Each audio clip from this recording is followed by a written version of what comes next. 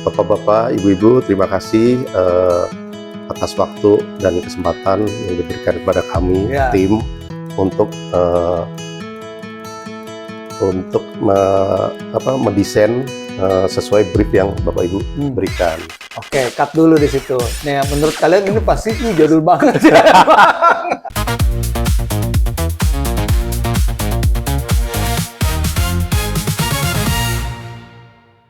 Guys, bareng kita lagi di Speak 360 muter.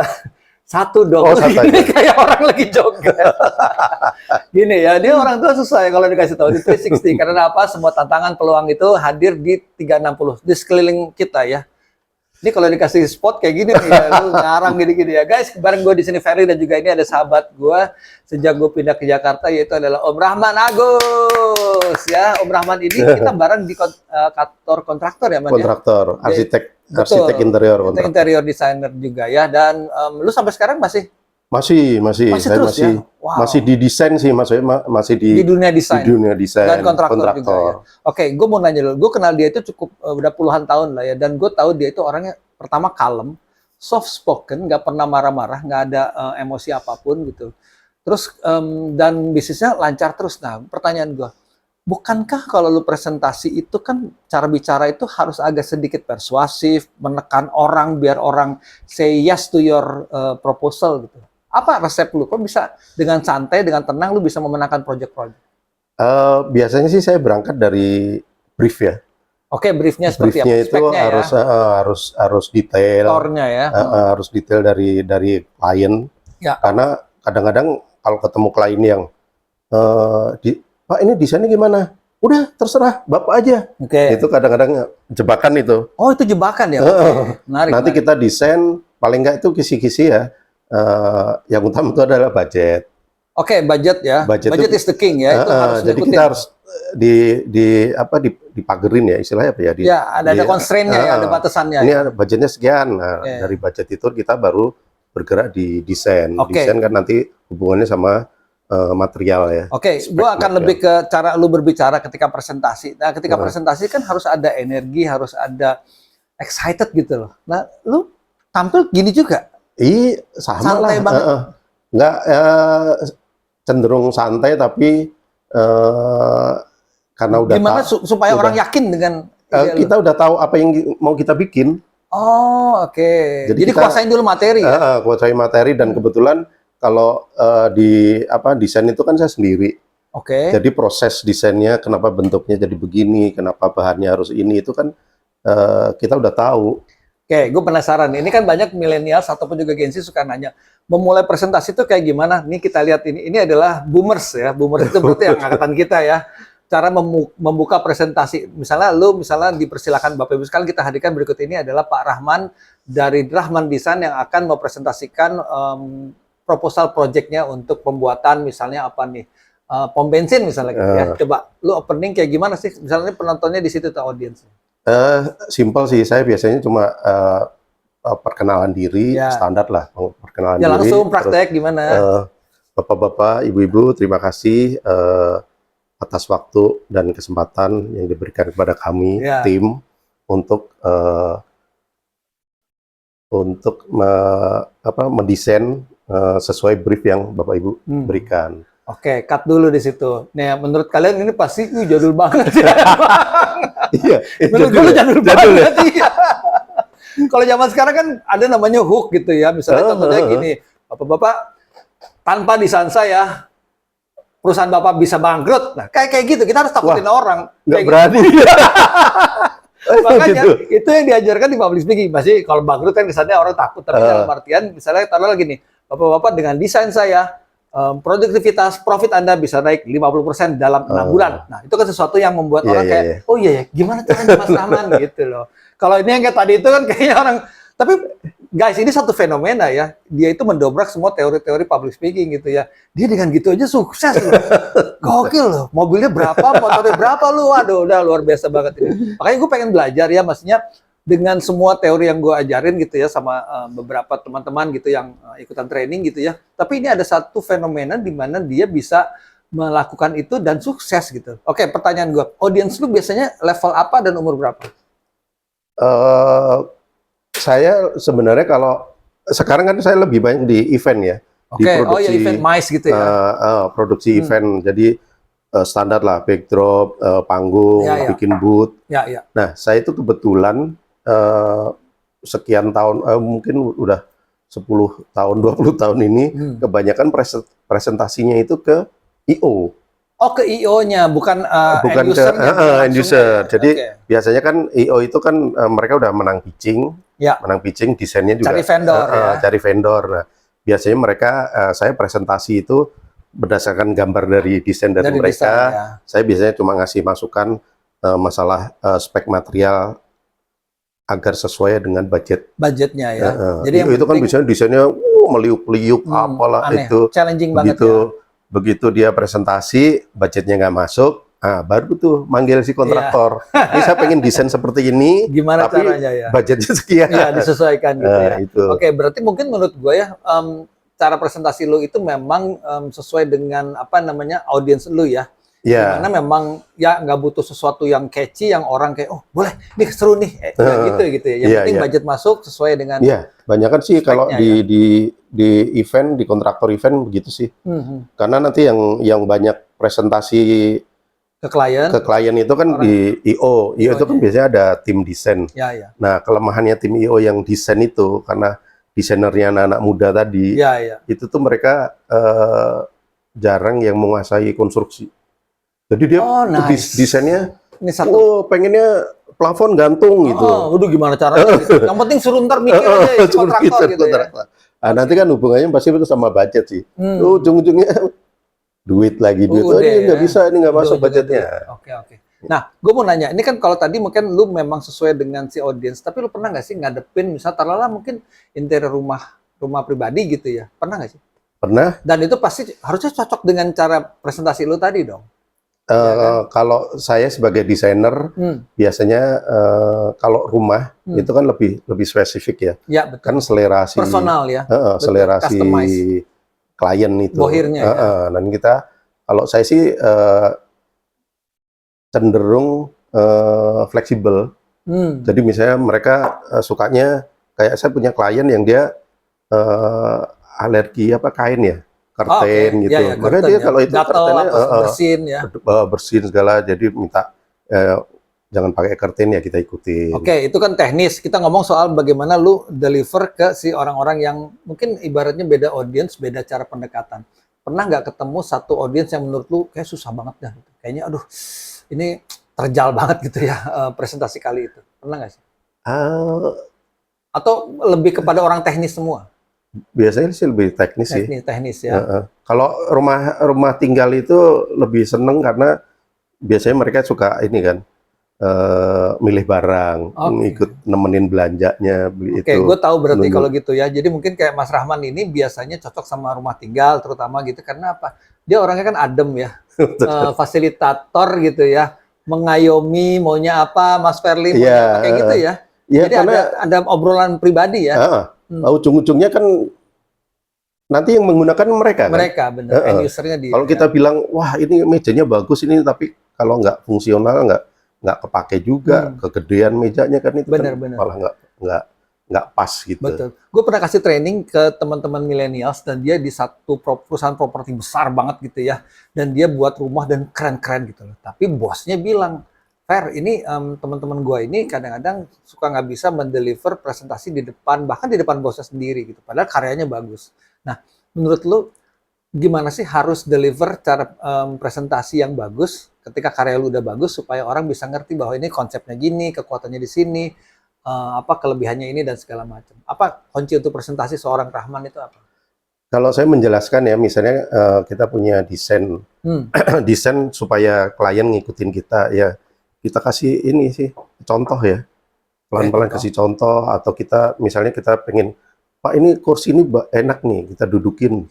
Oh, bawa contoh sampel gitu ya? Kalau ada contoh sampel misalnya cuma pusatnya atau bisa, tapi kalau perlu, Pak ini furniture ini udah ada di misalnya di gedung ini atau di hotel di lobby apa gitu, nanti kita coba gitu. Si klien biasanya kalau klien yang pribadi gitu, akan mau lebih suka ya. Lebih Oke, suka. jadi ada Nah, kalau di public speaking itu ada yang namanya auditory, terus kemudian juga ada visual dan juga ada namanya kinestetik. Kalau di auditory itu suaranya gitu, oh ini suaranya bagus nih, aku suka nih, suara burung gitu. Kalau visual, wow ini teksturnya warnanya enak nih dilihatnya gitu. Nah, yang terakhir adalah kinestetik, itu harus dicobain. Mas Rahman, aku tuh alergi debu misalnya, nah itu dipegang-pegang kayak gini, aduh aku nggak suka deh gitu. Nah Mas Rahman ini udah mempraktekkan itu semuanya.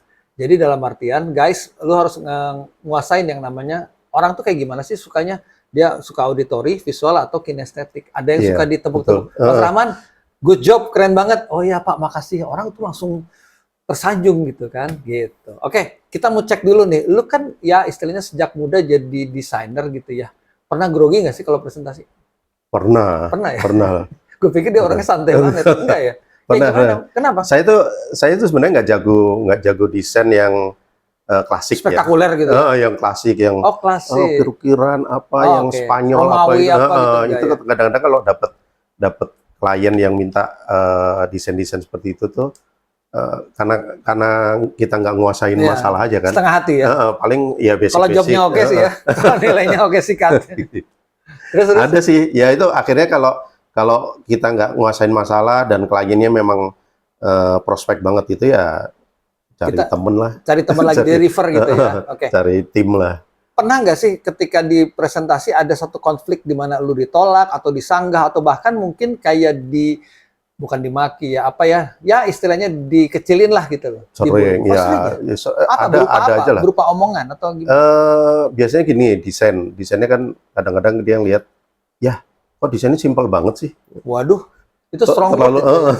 Kadang-kadang kita lah ini kan kadang-kadang desain simpel itu kan karena kita ya memang harusnya disimpelin aja Pak, gitu. Tapi bagi dia tuh kurang gitu. Ya udah kita ya, oh ya Pak, nanti kita revisi kita. Oke. Berarti dia punya satu jurus tertinggi yaitu ngeles ya. Ada lah, pasti ada ketemu. Oke. Apalagi kalau kita presentasi perusahaan ya, misalnya di kantor, interior kantor, terus nanti kita presentasinya di direksi segala macam ya, banyak macam-macam. Itu kan mereka kan backgroundnya juga macam-macam. Kadang pertanyaan, ada yang kita udah ngomong begini, dia nanyain loh, layoutnya kok begitu? Lah, layout kan udah 2 minggu yang lalu kita bahas itu ada istilahnya orang kemarin sore datang pahlawan kesiangan ya. Kok gini kok gitu? Nah, biasa suka ada kayak gitu ya. Guys, ini coba dicek deh ya. Kalau di suatu kita presentasi di sebuah event meeting gitu ya, presentasi ada aja orang gitu ya, suka kayak, ini kenapa gini, kenapa gitu. Dalam kita kan udah dibahas, lu nggak ada kemarin. Ya itu kan kadang-kadang jadi kita bikin, aduh kalau begini sih ya kita terangin lagi gitu. Ya emang kadang tugas kita kan, kasih tahu Pak ini kemarin udah begini, udah diputuskan sama tim begini-begini. Oke, pernah dapetin ini nggak klien yang di bawah usia lu gitu, yang lebih muda gitu? Ada lah sekarang kan. Sekarang zamannya nggak usah langsung bercucuran gitu dong ya. Ini pengalaman baru mungkin beberapa tahun kemarin ya, belum ada 2 tahun. Kenapa? Jadi saya ada klien baru, IO lah, IO yang cukup lumayan gitu. Terus harus survei. Oke, survei. Pak Rahman, nanti kita survei ada hotel lah di Sudirman. Gitu. Oke, saya survei kan. Nanti di sana ada orang kantor yang ngurusin izin bantuin. Tahu beres lah ya. Terus udah saya datang kan. Begitu datang ketemulah namanya si Roni lah. Ya. Sebut Mawar aja. Oh, Mawar. Nanti Pak Roni nonton lagi, Pak. Apa kabar? Ketemu Mawar itu masih muda gitu. Begitu ketemu saya, wah dengan yakinnya dibilang gini, Pak Rahman, nanti gini ya, panggung titiknya ngambil dari sini, terus ini di sana, titiknya di sana. Nah, terus saya ngeliat, bosi banget. Ini kok saya diajarin gitu, tapi dia klien saya gitu. Akhirnya saya diem. Ini seru nih. Terus abis itu saya, setelah berapa lama itu saya sadar, ini kayak saya dulu zaman muda. Kayak kita bercermin gitu. Dulu saya juga ketemu itu kayak begitu juga ya. Jadi terus habis itu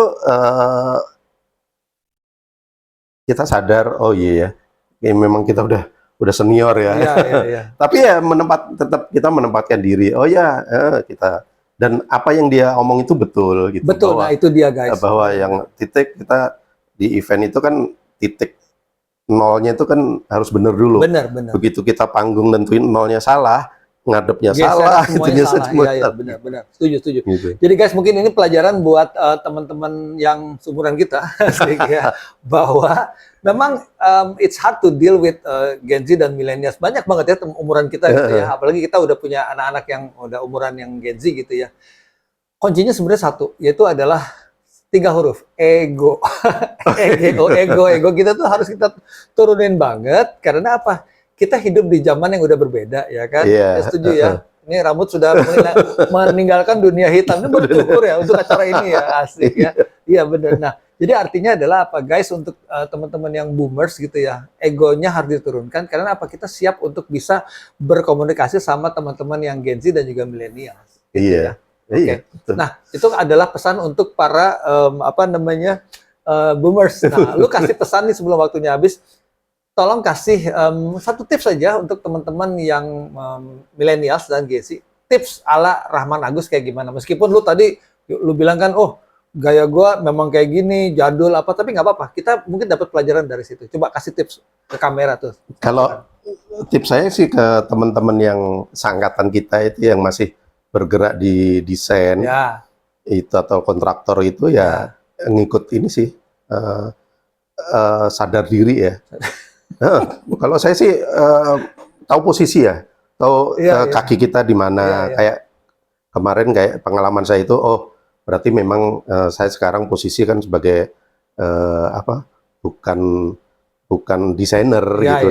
Saya di sini ditunjuk sebagai kontraktor, subkontraktor ya. Kita posisi kita ya di kontraktor, di kontraktor dan saya merasa kayak desain ya. Desain itu kan sekarang udah gila-gilaan itu. Dan banyak referensinya, pakai aplikasi pakai itu ya. Bener. Tapi tetap aja kita kan menang jam terbang ya. Setuju.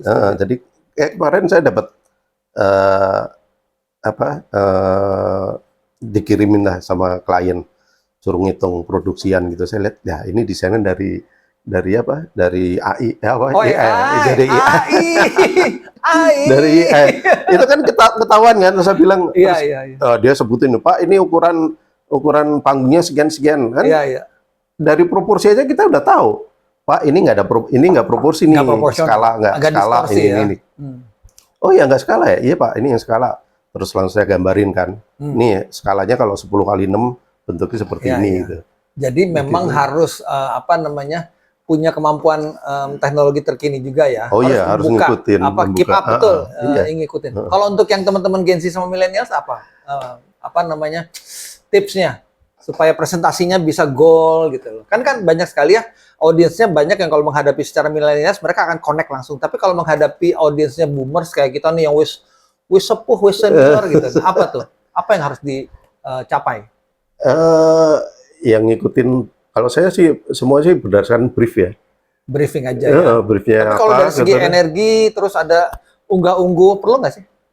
Itu kan bawaan kita ya, Pak. Bawaan kita. Nah, kalau kita nggak unggah-ungguhnya nggak kurang ya. Karena nggak suka juga. Ya. Apalagi kalau ketemu kliennya yang udah senior gitu ya. Iya. Oke, matur suwun sangat Mas, unggah-ungguh terus ya, guys. Obrolan kita kali itu semoga bisa dapat inspirasi gimana supaya kalian berbicara atau presentasi bahkan dengan gaya old school gitu ya. Kalau gue bilang itu old school, kalau motor old school ya. Old school pun kalian bisa lakukan juga kalau ketemu dengan audiensnya yang sesuai juga ya. Guys, kalian bicara terus, latihan terus supaya kalian bisa bicara nyaman dan berkesan. Kita toast dulu, kita ketemu lagi di episode mendatang.